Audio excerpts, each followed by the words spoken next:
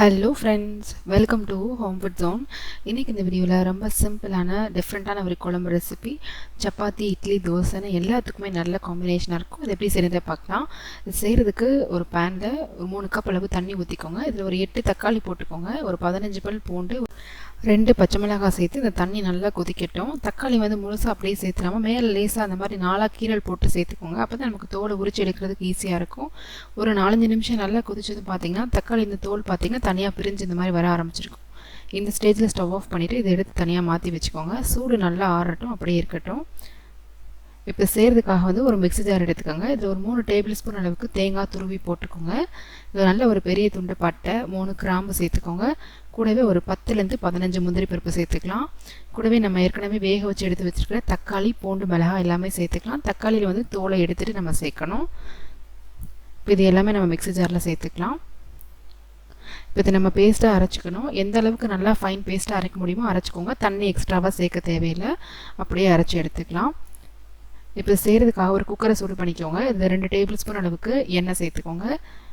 இதில் 2 துண்டு பட்டை, ஒரு ஏலக்காய், 2 அன்னாசிப்பூ, ஒரு 2-3 கிராம்பு சேர்த்துட்டு நல்லா ஒரு இன்ச் அளவுக்கு இஞ்சி நல்லா இந்த மாதிரி இடித்து சேர்த்துக்கோங்க.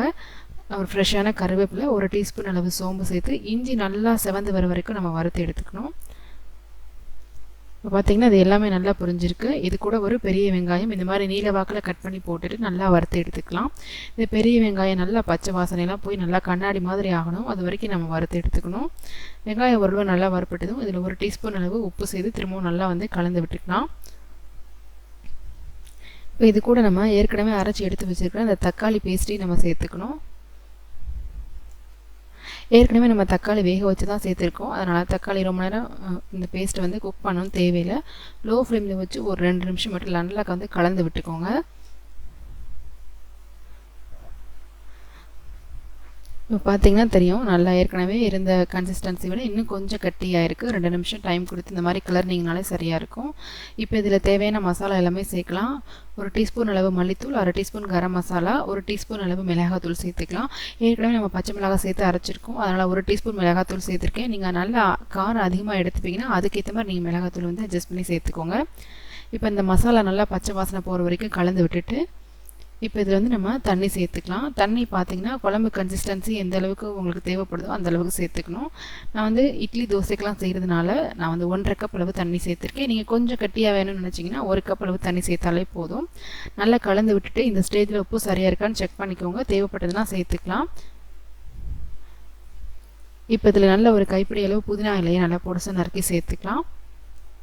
இப்போ குக்கரை மூடி வச்சு லோ ஃப்ளேமில் வச்சு 2 விசில் விட்டு எடுத்துக்கோங்க.